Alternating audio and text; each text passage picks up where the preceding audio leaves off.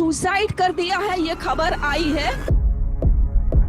हाथ जोड़ती रही माँ बाप, हाथ जोड़ते रहे, हमें एक बार दिखाओ, हमारी बच्ची का मुंह एक बार दिखाओ। हमको नहीं दिखाया गया। The horrific Kolkata rape and murder of a junior doctor was found dead inside a government-run medical college and hospital's seminar hall in Kolkata. बच्ची का शरीर में कोई कपड़ा नहीं था, पैर दोनों राइट एंगल में मिला गया।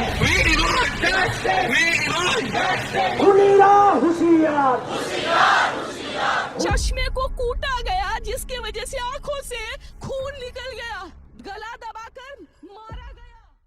मुझे आज शर्म आ रही है अपने आप को इंसान कहते हुए।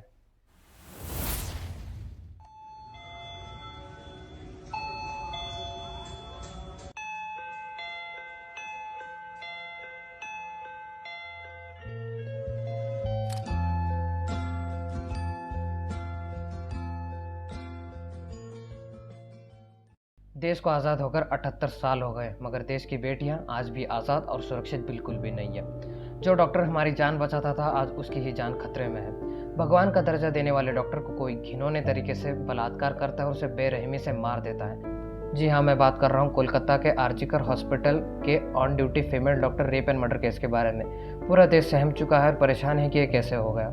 और जहाँ तक मुझे पता है, तुम सोशल मीडिया पे होगे और तुम्हें पता चल चुका होगा कि ये कैसे हो गया है। और जिन्हें नहीं पता, जो सोशल मीडिया पे नहीं है, तो मैं उन्हें बता दूं। तो शुरू से शुरू करते हैं। तो 9 अगस्त की रात 2 बजे फीमेल डॉक्टर, जिन्हें हम नाम नहीं ले सकते, जैसे कि लेट्स से उनका नाम डॉक्टर दीदी, जो मतलब विक्टिम है, जिनका रेप हुआ है, हम उसका नाम नहीं लिख सकते एज़ पर द रूल्स, ठीक है। तो डॉक्टर दीदी अपने 36 घंटे के ऑन ड्यूटी शिफ्ट पर थी। तो मतलब सोचो यार, एक आदमी 36 घंटे से बिना मतलब लगातार काम कर रहा है, बिना किसी आराम के, तो उसकी हालत कैसी होगी। तो डॉक्टर दीदी अपने जूनियर के साथ रात को 2 बजे खाना खाकर सोने, कुछ मिनटों की नींद के लिए सोने जाती है। मगर उस हॉस्पिटल में सेपरेट रेस्टिंग रूम नहीं था, तो ऊपर सेमिनार हॉल पे सोने जाती है और किसी माँ के नीच बेटे के 2 मिनट के हवस का शिकार बनकर अपनी जान गंवा बैठती है। तो सुबह के 6 बजे जब उस हॉस्पिटल के वर्कर्स आके देखते हैं कि ज़मीन पर डेड बॉडी पड़ी हुई है और उस डेड बॉडी पर हर जगह चोट ही चोट है, पेट पे, मुंह पे, मतलब पैर पे, हर जगह सिर्फ चोट ही चोट है। और आइडेंटिफाई करने के बाद पता चला कि वो डेड बॉडी मतलब डॉक्टर दीदी की ही थी। वहाँ के जो प्रशासक थे, मतलब वो फर्स्ट कॉल लगाते हैं उनके पेरेंट्स को। ये कहते हैं कि सुनो, ये कहते हैं कि आपकी बेटी जो है वो सुसाइड कर लिया है। ध्यान से सुनो, सुसाइड कर लिया है। तो ये सुनने के बाद उनके पेरेंट्स तुरंत हॉस्पिटल में आते हैं और मतलब उनको पूछते हैं कि हमारी बेटी को देखने तो दो। गिड़गिड़ाते हैं कि हमारी बेटी को 2 मिनट के लिए देखने दो, मगर वहाँ की प्रशासक उन्हें नहीं दिखाती।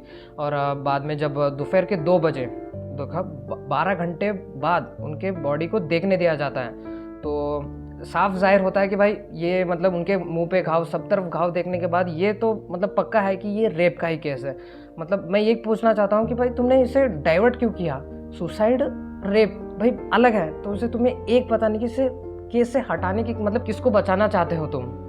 जब रेप कंफर्म होता है तो बॉडी को ऑटोप्सी के लिए भेजा जाता है और ऑटोप्सी से जो रिपोर्ट आती है मतलब इतनी दर्दनाक और इतनी घिनौनी की तरीके से थी। मतलब कैसे 2 और 2.5 के बीच में विक्टिम को मार दिया गया, गला दबाकर, और गला इतने ज़ोर से दबाया कि जो यहाँ का थायराइड कार्टिलेज था वो टूट गया था, लिटरली टूट गया था। और कैसे वो घाव के निशान पेट पे, उंगलियों पे और बेली पे और लेफ़्ट लेग पे ये बताते हैं कि उसके ऊपर कितना टॉर्चर किया गया। और जो प्राइवेट पार्ट के जो घाव थे वो तकरीबन 4 पेज तक जाते हैं। मतलब इतना ज़्यादा टॉर्चर किया गया। कैसे उसका मुंह और नाक को दबाया गया दीवार की तरफ, इसके वजह से वो चीख या चिल्ला ना सके। और जो इमेजेस आती है ऑटोप्सी की, मतलब मैं आपको दिखा भी नहीं सकता, इतने घिनौनी थी, मतलब मैं कह भी नहीं सकता आप। और ऑटोप्सी के हिसाब से इसे परवर्टेड सेक्सुअली और जेनिटल टॉर्चर का नाम दिया जाता है। यार इतना सारा दर्द आदमी के 2 मिनट के हवस के लिए। खैर ये सब होने के बाद थैंकफुली टू डॉक्टर जो आक्रोश में आए और मतलब स्ट्राइक पर उतर गए। इसके वजह से वहाँ की पुलिस के ऊपर प्रेशर बना, इन्वेस्टिगेशन शुरू करे। और इन्वेस्टिगेशन के दौरान यह क्राइम सीन पर उन्हें एक ब्लूटूथ डिवाइस मिलता है और इसी ब्लूटूथ डिवाइस से अक्यूज़्ड को पकड़ा जाता है। और अक्यूज़्ड कौन? संजय रॉय। तो यह है संजय रॉय, सिविक वॉलंटियर यानी कि हायर्ड पुलिस ऑफिसर, जो उस आरजी मेडिकल हॉस्पिटल में काम करता था। And I am pretty sure कि इसके अंदर इसके अकेले का इन्वॉल्वमेंट नहीं है, क्योंकि जब ऑटोप्सी की रिपोर्ट आई थी उसके अंदर 150 ग्राम ऑफ सीमेन का सीमेन पाया गया, यानी कि इसके अंदर एक अकेले का हाथ बिल्कुल भी नहीं है। It's a bloody gang rape, ठीक है। अब ये संजय रॉय है ना भाई, ये बहुत इंटरेस्टिंग किस्म का इंसान है।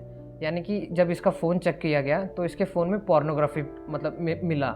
एंड और इसके प्रीवियस पास्ट के बारे में बात किया जाए तो इसकी 4 बार शादी हुई है और चारों शादी टूट गई है।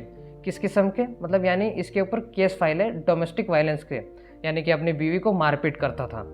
अब चौंका देने वाली बात यह है, जब ये संजय राय इतना घिनौना कांड करता है ना, ये कांड करने के बाद ये सोने चला जाता है, और वो भी कहाँ, पुलिस बैरक गेट्स में।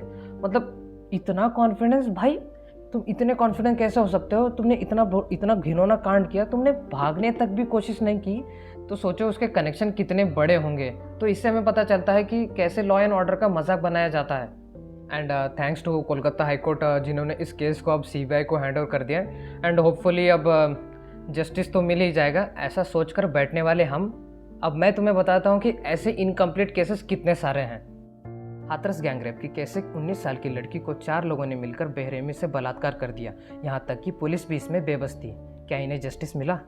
कथुआ रेप केस की कैसे 8 साल की मुस्लिम लड़की को बेरहमी से बलात्कार कर दिया जाता है और इसमें पुलिस का भी इन्वॉल्वमेंट था। क्या इन्हें जस्टिस मिला? उन्नाव रेप केस की कैसे एक 17 साल की लड़की को बीजेपी के एमएलए उसे किडनैप करते हैं और फिर उसे बेरहमी से बलात्कार करते हैं। क्या इन्हें जस्टिस मिला? मथुरा रेप केस की कैसे एक 15 साल की लड़की को 2 पुलिस वाले बेरहमी से बलात्कार करते हैं। क्या इन्हें जस्टिस मिला? और ये सारे रेप केसेस बस यहाँ तक ही ख़त्म नहीं होते।